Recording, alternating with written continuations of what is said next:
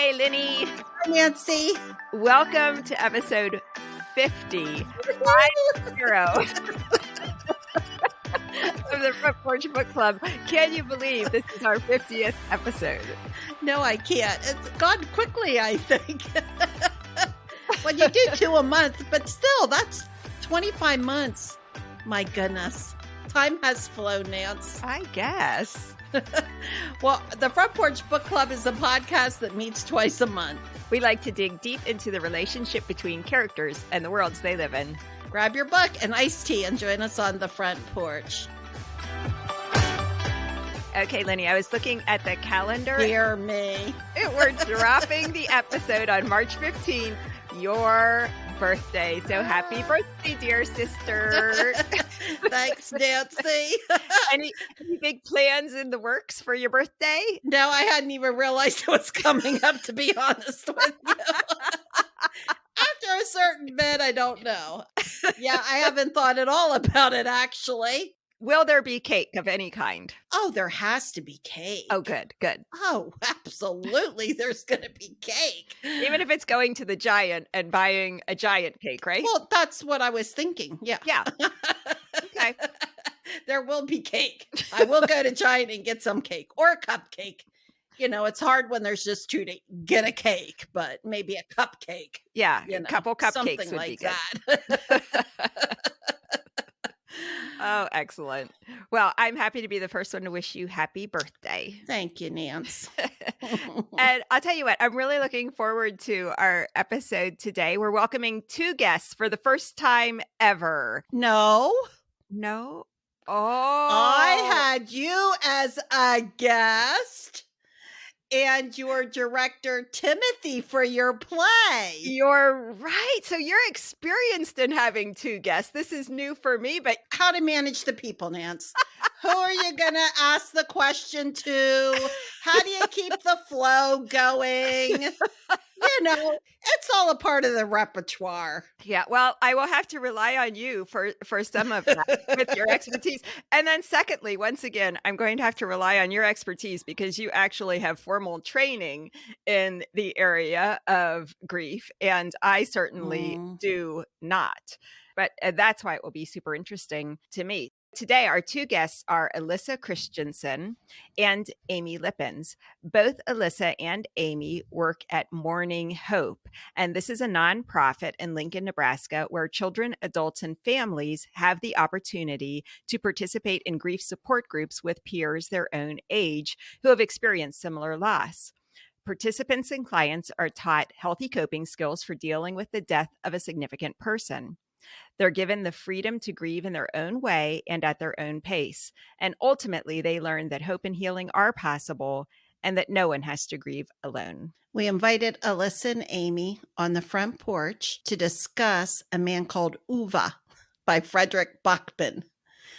The main character of the story is Ove, and he's grieving the loss of his wife and also the loss of his job. And as we read the book, we understand he has other losses too. Alyssa and Amy have unique insights into the grieving process. Alyssa Christensen is the grief support director of Mourning Hope Grief Center. Originally from Brandon, South Dakota, Alyssa graduated in 2013 from the University of Nebraska, Lincoln, with a BA in psychology. Alyssa's passion for grief work started after a death and dying class in college. It sparked her interest in becoming a hospice volunteer, leading to a career in that field. She spent 5 years working as a bereavement and volunteer coordinator for a local hospice agency.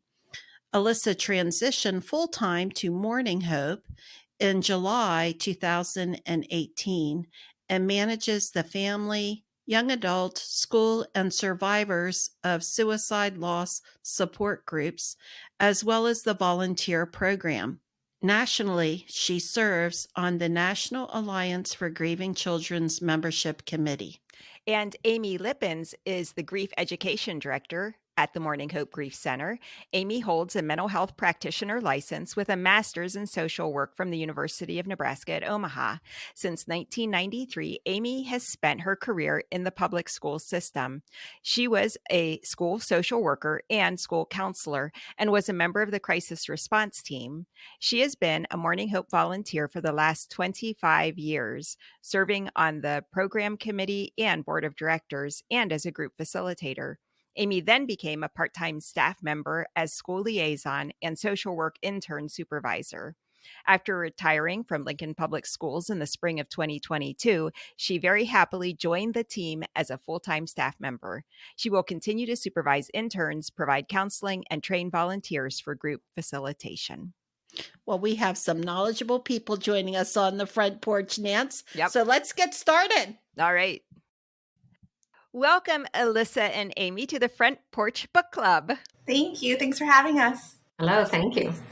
We're so pleased to have you with us today. Mourning Hope sounds like an amazing organization that should be in every community. We do have as organizations similar to what you have going on in York called Olivia's House. Can you tell us about Mourning Hope and the work of your organization, Alyssa? We are a grief center here in Lincoln, Nebraska. So we serve the whole state mainly. We are a peer support group. So we companion, which means we walk alongside individuals from ages 4 to whatever who've had a death of someone significant. So that relationship looks like whatever they want it to look like and defined how they want it. But we're really just there so that they feel less alone in that grief and just creating a space where they know others who've had a death too. I didn't realize Mourning Hope was statewide. Do you have offices across the state or do you companion online primarily? We companion online. We have a camp for kids that all across the state come in. There's a grief center in Omaha, and then there's not one in Colorado. So we are a good place for people to reach out to if they need support. Excellent. Well, Amy, I know your career has mostly been in the public school system, and then you have subsequently become involved with Mourning Hope. How did that happen? Way back 30 years ago when I started in the schools, I also became part of the district crisis team. So we would respond if there was a death of a staff member or student so that we could support those grieving that loss and also allow the school to go on business as usual for that day for those unaffected. So in that work, I became acquainted with the founder of Mourning Hope, Pam Deneen. And throughout my school social work and counseling career at LPS, I also volunteered at Mourning Hope as a group facilitator. I was on the board for a while, programming committee, things like that. So it was a really nice complement to my counseling work within the district on the crisis team. And so all those years, some years more, some years less, I would volunteer. And then I was ready to retire from the public school system and came on staff just in August. So it was a nice way to transition into a wonderful agency that has had my heart for many years. That's wonderful. What ages did you work with in the public school system, Amy? I started out with elementary and middle schools, and I had like 5 schools, so I would be juggling a whole lot. And then I really tired of bouncing from school to school. And so I went into the counseling position, and that was in middle school. So for the last 15, I was with middle schoolers. Excellent. There's a sentence on Mourning Hope's homepage that makes me think of our book, which in March is A Man Called Ove. The homepage says, ultimately, our participants learn that hope and healing are possible and that no one has to grieve alone. In the book, Ove visits the gravesite of his wife, Sonja, every week, and he does so alone. As he connects with a cat and neighbors, there's a point at which they join him at the gravesite. Alyssa, why do you think the support of others is important in moving through the grieving process? We always say, like, people can choose to grieve alone, but it's a lot easier when we have a support system with us. And so, never saying that you have to grieve with someone else. But I think in this book scenario, it's that stoicness of like, I have to get through this alone. But when we invite people into that space to grieve with us, we give them the privilege of walking alongside of us, and a privilege to talk about grief so openly in a world where we really shy away from talking about this tough topic of we are all going to die someday. And there's feelings that surround that. And so I think inviting people in is both allowing them to befriend you and honor that person who died, while teaching them what it is to look like to be a grieving human. I thought that scene in the book that felt like his neighbors and the cat were coming around him and honoring Sanja, even though they had never met her. But it was like they were holding the importance of her in his life with him and sharing that. And when you say that it can be easier to grieve with support around you, is that what you mean? Yeah, from people who are dying, they never want to be forgotten. Like, that's a fear of theirs. And as that, like, I will one day not, my name won't be said and people will forget me. And it's a fear of those that are grieving no one will remember them. And they have a whole beautiful life that needs to be honored. And so when you even invite people in who've never met them, you're continuing that legacy that have and teaching them about this person you loved so deeply.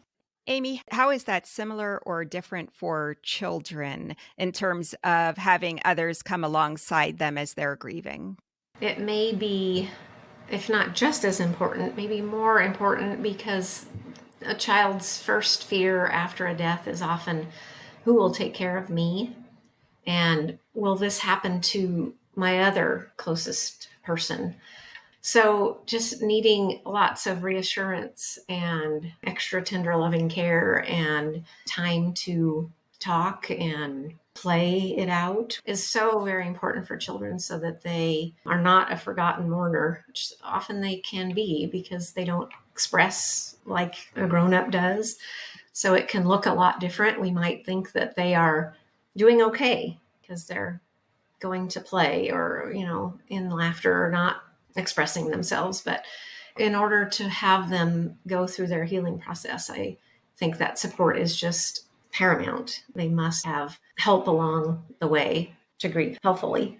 I read this book from a rather uncredentialed point of view. I know that of the four of us, I am the non-qualified, uncredentialed person when it comes to grief here. My big claim to fame is that when Lenny and I were in high school, we did take a death and dying class. Do you remember that, Lenny? I do. I don't remember taking it with you. Oh my goodness. I think you sat right behind me in class. I'm sorry, Nancy. Or maybe that was Steve I took it with. Well, it was one of the two of you. I guess you're interchangeable. Well, that's true. But you did take the class. I did. One of the theories we spent some time on in that class was Elizabeth Kubler-Ross's 5 stages of grief. And according to Kubler-Ross at the time, the common stages people experience are denial, anger, bargaining, depression, and acceptance. Amy, is Kubler-Ross's theory one that is still used, or have there been changes to it? One of the myths of Kubler-Ross's works is that she was doing research about stages that people go through when they are grieving. However, truth of the matter is her research was based on those who are dying. So while they may go through those stages, and while we may see that grievers go through those stages as well, we usually don't talk about those at Mourning Hope, just because we want people to know that it's going to look mixed up and messy and not in any linear order. And that if they get through that 5th stage, that doesn't mean they're done. That, okay, I've gotten this licked and moving on. So we teach about the fact that grief will always be part of you, that it's not anything we cure or get over, but instead maybe reconcile, or it becomes how we integrate that into our life. it doesn't always feel as sharp and difficult as it does in that first 6 months, years. But the grief will always be with you. And the stages we kind of like to shy away from, just so that people aren't, and our culture isn't saying, okay, you've done those stages and let's be done with that now. And I think I've also heard that where there was this concept of stages, that it's not really like you go through a stage and move on to the next one. Absolutely. Alyssa, in reading A Man Called Ove, what did you think about Bachman's depiction of Uve's grief? Grief is so unique to each person because each relationship is so unique. And so I think from his perspective, it felt like his wife was his one person. And so to imagine a life without that one person who really, I think, sustained him to keep going would just throw off the whole course. And that happens a lot with widowed men. That's just their best friends tend to be their partners. And so I think his depiction had its extremes, and it had its humor, and all of these things that I think is pretty normal for someone who's grieving, but may not look like yours. And that's the hard thing of grief and why stages don't work, is because all of us look so different. But I think it was a very powerful depiction of what. Right. And that relationship was so paramount that when she passed away, he is thinking suicide. And throughout the book, there are multiple attempts to take his own life. In the United States, looking at 2020, males account for 69% of the suicide deaths, white men, middle age, huge demographic for that. And he falls under those categories. Looking at grief, can you tell a little bit about depression along with that? Yeah. If you think about how our society in the past has been, is men are not supposed to ask for help, and we're not supposed to express our emotions outwardly, to be very instrumental grievers where I'm going to do this and I'm going to move through this through action and not through feelings. And so when it comes to that loneliness that grief can provide, that can lead to those deep feelings of sorrow and depression. And I'm not saying everyone feels that, but I think males can be susceptible to that just because of that stigma they have of, I can't reach out for help. That shows a weakness in me, a vulnerability that I'm not supposed to have. I'm not man enough if I do that. Our current generations are changing that. But when we have someone die, our entire world is shattered. And to imagine trying to rebuild a world without them can lead to those deep feelings. We say all the time, Mourning Hope is a prevention measure to a lot of unhealthy coping styles and things that we use to get through it fast when that's not the way to do it. We do look out for those suicide markers that happen.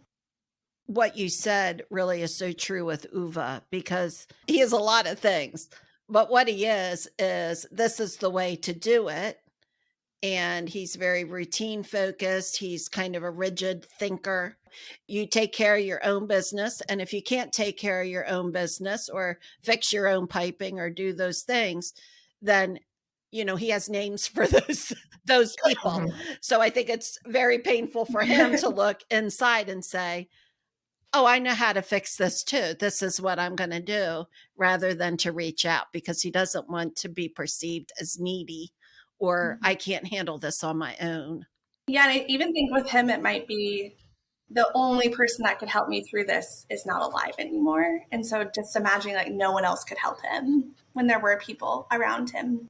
Yeah, I have heard that for many men, especially of a certain generation, that it's really their spouses who are the care and feeding of their social network, and that men can rely on their wives to do that. When their wife is no longer there, they really don't know how to be a part of a social network and how to ask for help. Yeah, and I wish Uwe maybe could have had the services of a grief center. We want to help people understand what properties of grief are normal. And if Uwe would have been helped to know that his deep depression is so normal, it's proportional to the deep love that he lived with Sonja. And also, even wishing that you could die to be with them, or having such despair that you want to rid yourself of that pain and not be living anymore. And Alyssa talked of those markers that we always want to be very cognizant of with others. And if they have a plan, if they have gone the extra step to, like Uva did, put the hook on the ceiling, things like that, that would be when we would definitely say, this is beyond the normal grief, and let's get you some help to prevent suicide and to help alleviate some of that deep despair that he was obviously feeling and needing people for him to be helped. I love what you just said about his grief proportional to his love, because I came across this quote and I was wondering what you both thought of this. This is from Jamie Anderson. She's a writer. She writes, "Grief, I've learned, is really just love. It's all the love you want to give but cannot. All that unspent love gathers up in the corners of your eyes, the lump in your throat, and in that hollow part of your chest. Grief is just love with no place to go." Well, I have read that, and it creates a lump in my throat and tears in my eye too. I think it's beautiful.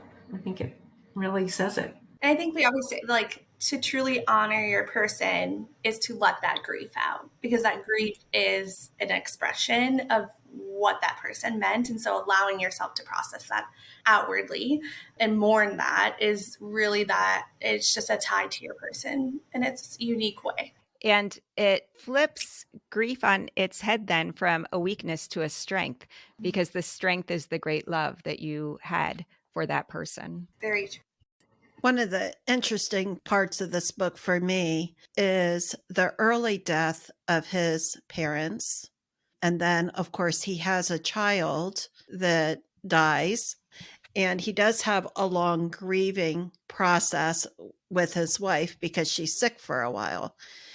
I was wondering what the both of you thought about the fact that because of his personality of I'm going to fix everything and I don't need anybody else to help me kind of mentality, if part of his struggle here in moving forward is that he's never dealt with it, he has never processed it, he was never able to move on. Oh, definitely. I thought that for sure. I think his parents died when he was elementary aged and teenaged, the other one maybe, and the grief of the baby and his wife. He seemed like someone who was trying to take control after having lost so much of that control as he grew. So that rigidity and that curmudgeon-y personality really made me think, oh, that's probably a result of feeling that he needed to control his world. And I think it's a good reminder, just because we have another death happen doesn't mean that that other death goes away. We grieve all of them at once, continually.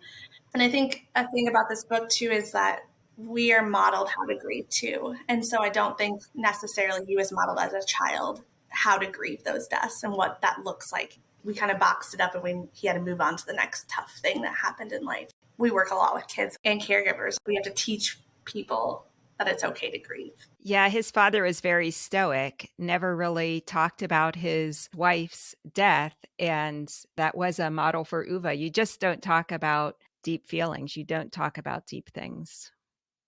One of the great turns in the book is how Parvana slowly begins to draw Uva back into the world, her world. And then there are other neighbors who get involved in his life. There's the cat, of course. Amy, what would you suggest people do when they see others? If they see other family members or friends going through a difficult time grieving, how can they best help them? Alyssa used that word companion, meaning let them lead and let them show you their own unique grief. However, persistence is also something probably in order because of those messages that we've gotten of stuff it, don't express it, but persistently reaching out in ways that are unsuspecting, like bringing the dish of lasagna or asking if they can help you learn to drive, for example. Just always being part of them, and each day, each week, showing up We always ask people, call me if you need anything after a death. Grievers don't know what they need often, or they don't know how to ask or what to ask or who to ask. And so if we present ourselves to them as, you're asking, here I am, they likely will do that.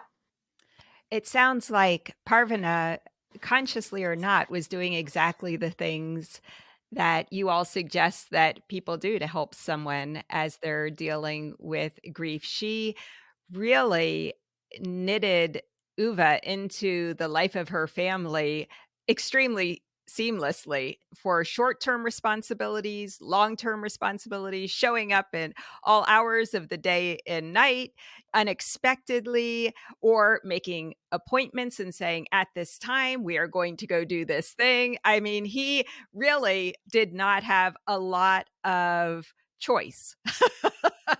He was going to be a part of Parvana's family's life. Yes, I loved that. Alyssa, was there anything that you specifically liked or disliked about the depiction of the struggle that he was having? I liked the perspective of his grief was so raw, but I think some people wouldn't identify that as grief because he's not talking about it. And so I think the subtle ways in which they express grief, of that pain and sorrow that grief happens, even when we're not talking about it. So I think you see that a lot in kids. It's the behaviors they're expressing, not the words that are being said.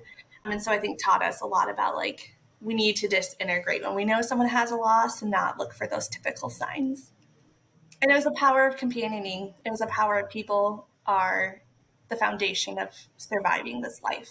What about you, Amy? Did you find any particular parts either like, yep, right on, or I'm not sure I would have done it that way when representing his grief and his process and journey?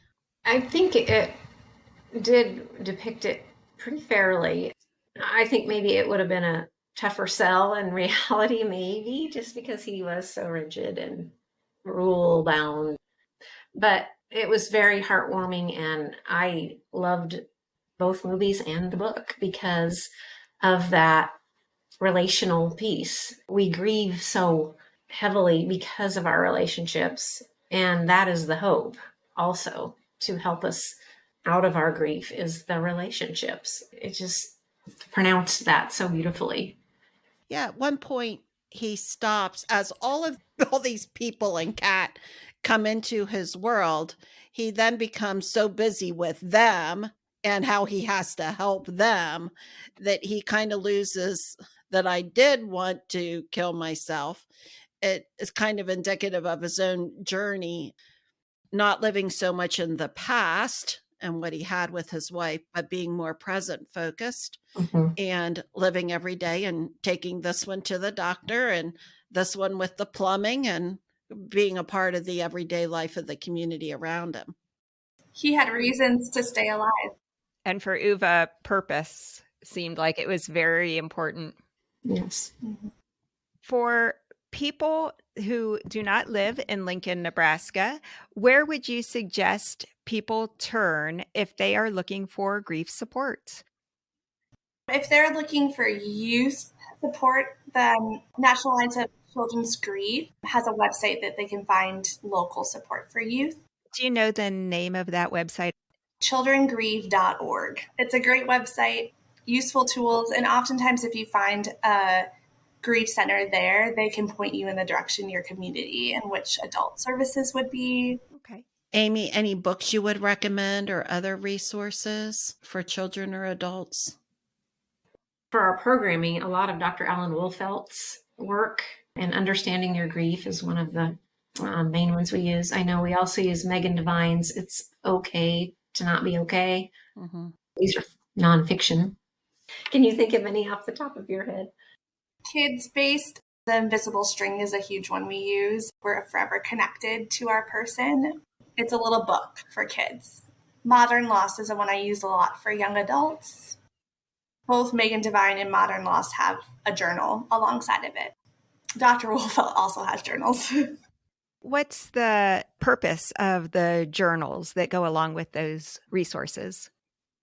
I would say progress tracking. So where I am in my grief, I'm not going to always say like everyone needs a support group because some people just don't grieve in a group setting. And so sometimes that internal work that I do journaling, and maybe I do have a one-on-one therapist where I can share those pieces with them, or with, especially with teens, I can share what I wrote in my journal or designed in my journal with my caregiver. And so it's kind of that we're all different in our grief, and having that journal can be another modality to let that all out. Excellent. Amy, where can people best stay in touch with Mourning Hope and the work that you both do there? Our website is mourninghope.org, and know that mourning is MOURNING, hope.org. I think it's interesting to note the difference between grief and mourning. Grief is the feeling we feel internally after someone has died that we've loved.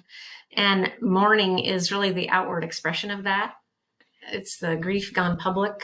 And that is what we believe is the way to the healing, and why we have our organization named Mourning Hope, because it is in the mourning that there is hope for the healing. That's really beautiful. Mm-hmm. Really lovely.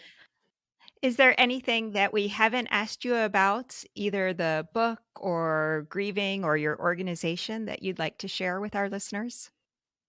I mean, a cat in the book is an important piece because animals are oftentimes the biggest support because they do not talk and won't say those dumb things people say that we talk about a lot in group. It's like those cliche things that we cannot stand. So I would say like humans are good supports. Pets are just as positive.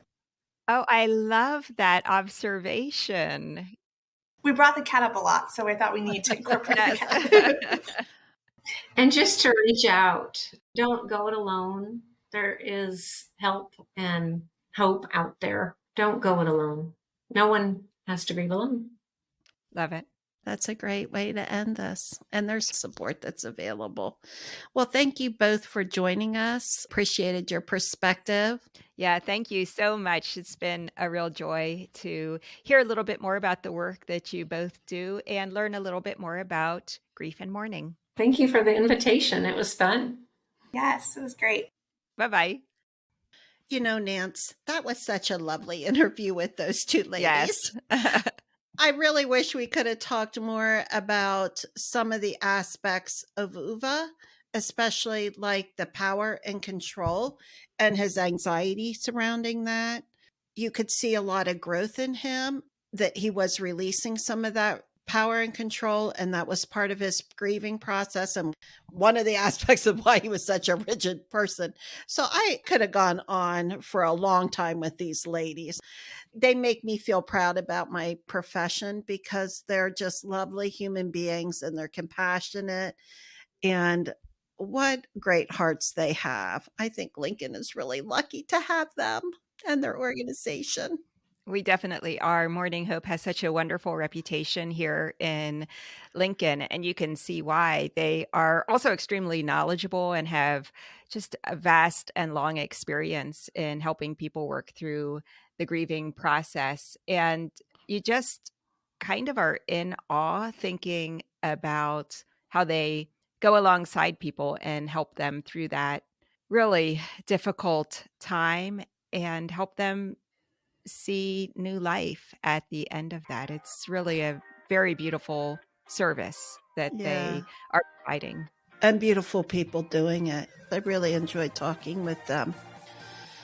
Well, next month, Nance. Yes. We are going to discuss Sparks Like Stars, written by Nadia Hashimi. It's a really highly rated book. A number of my friends have told me how much they enjoyed it. So I'm really looking forward to reading it. Part of what I'm really looking forward to is that part of the book takes place in Afghanistan, and I'm really anxious to learn more about contemporary Afghanistan. I feel like I have a lot to learn, and this may give me a little bit of a window into that country. Yeah, and Hashimi is a best-selling author and pediatrician, and her family was originally from Afghanistan, so she should be very knowledgeable. Yeah.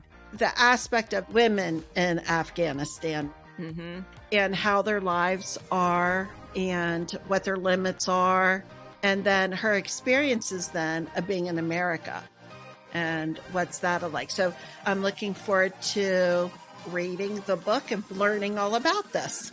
This was super fun, Lenny. Yes, it is. Thanks for listening. Our website is frontporchbookclub.com. Our episodes come out twice a month on the first and third Wednesday of each month. Lenny, I really enjoyed our conversation, and I am looking forward to the next time we have a chance to talk. I am too, Nancy. All right. Bye-bye. See you, Nance. Bye-bye.